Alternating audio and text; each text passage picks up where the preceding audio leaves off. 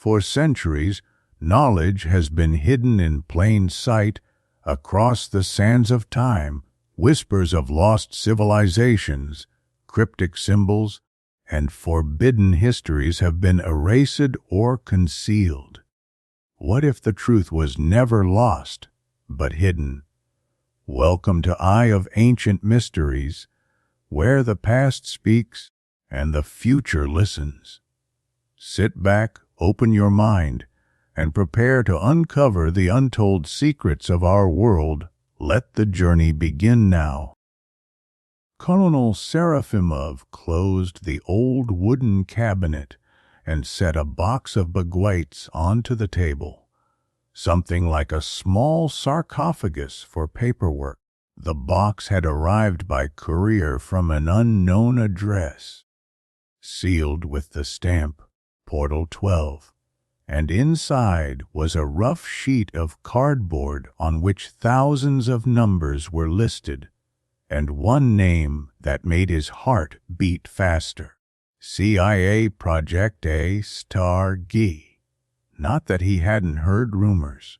His life had contained enough shadows and whispers. But when he opened the file and let the lamp cast its light over the first pages, the tolling voice of reality struck sharper than any command in his career.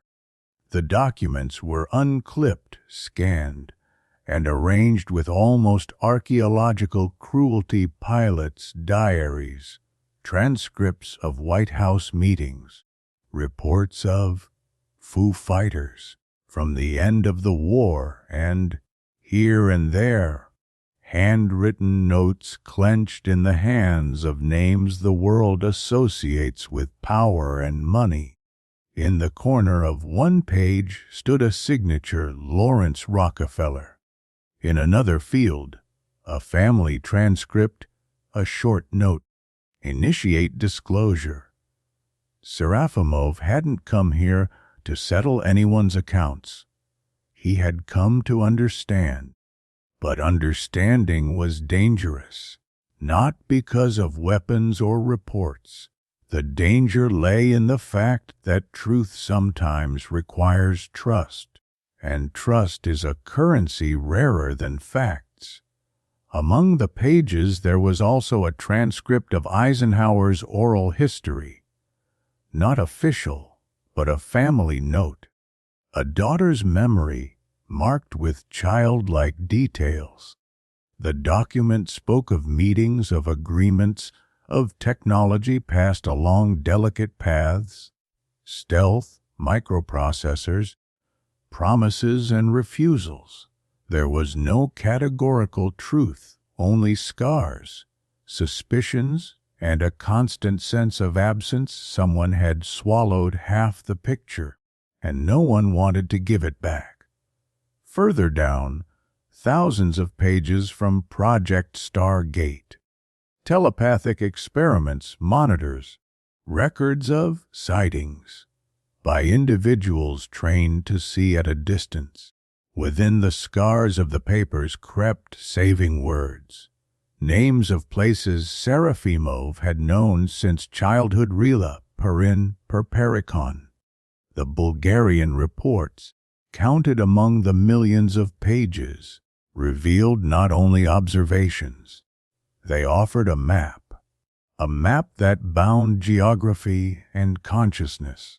The name of Vanga was mentioned not as a folk legend, but as a targeted subject of monitoring. Behavioral correlations in phenomena, analysis of prophetic inputs, and one short sentence that seemed written in wonder. The anomalous fields around Rupert correlate with observations from foreign orbits.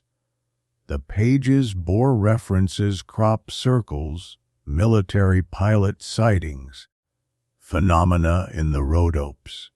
All of it, in corporate, cold legal language, declared that the world was more entangled than what schools and newspapers tell. He picked up the phone to call her. Denitsa. No one else would understand. Captain Stoyanova came in the late hours, when their daughters were asleep and the house hummed with a high note of calm. She unfolded the document slowly, like a doctor feeling the pulse of an unknown patient. "These aren't just documents," she said, without looking. "This is a map of attention, of who is illuminating whom. Do you see the connections?" Serafimov pointed with frozen fingers and recounted what he saw: Rockefeller initiating media pressure to demand declassification, the White House trying to restrict access through layer after layer of need to know, Project Stargate experimenting with the human mind, and someone, somewhere, recording and mapping the Bulgarian energy nodes as key. "And Vanga," whispered Denitsa. "She's something like a lighthouse in this sea of data," Serafimov replied. "Not just a seer, but a resonator. Not only her eyes, but the field around her. They watched when she spoke and recorded every vibration. The following weeks became for them an exercise in patience and concealment. They did not issue a report to them, those who enveloped the machinery of the state. Instead, Serafimov used his connections to meet people of different calibers.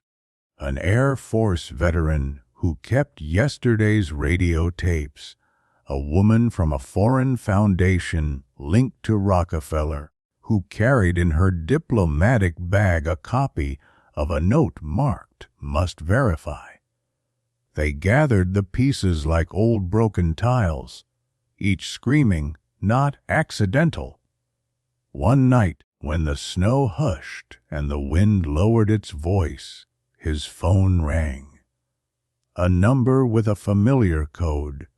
The voice on the other end was quiet, with a directness that allowed no forgiveness. "Colonel," a woman's voice said, "there is a meeting.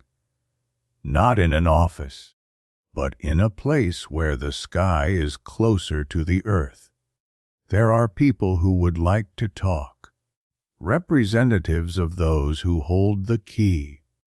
There, in the rift between the two lakes, beneath the dome of night, stood the people awaiting them, a man who bore the marks of wealth and power, others who carried the cold, polite aggression of intelligence officers.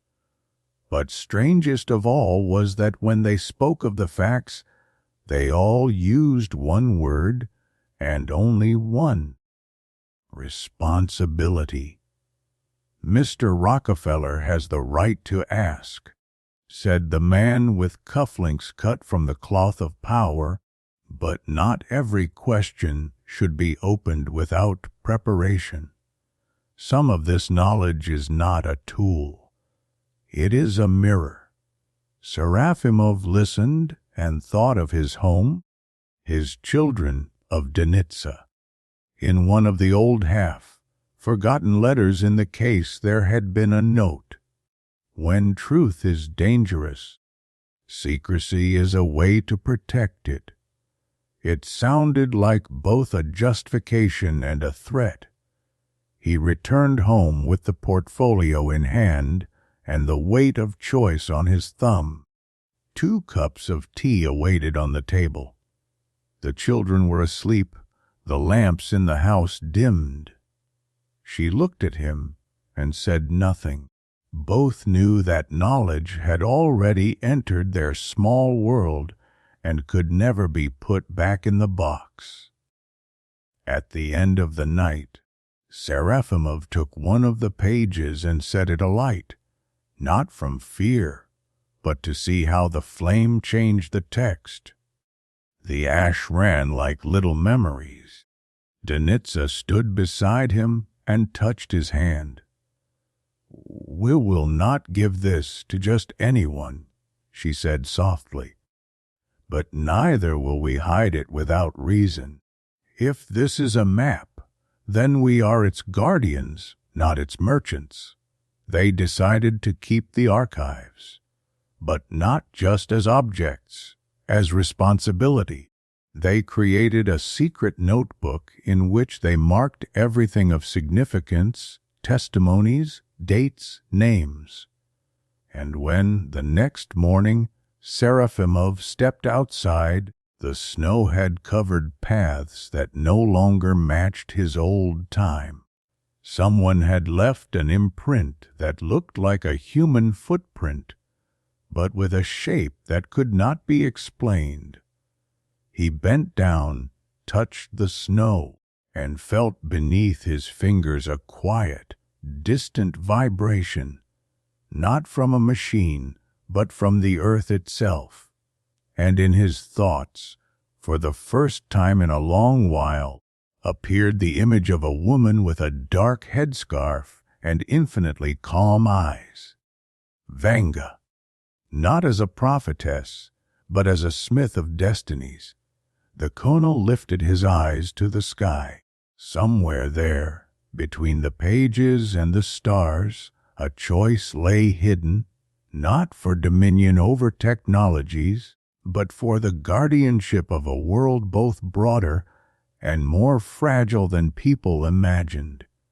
And as the snowflakes quietly spilled white light, he knew the truth was already part of them, and that now his whole family was bound to it, to guard it, to understand it, and when the time came, to pass it on with wisdom, not greed.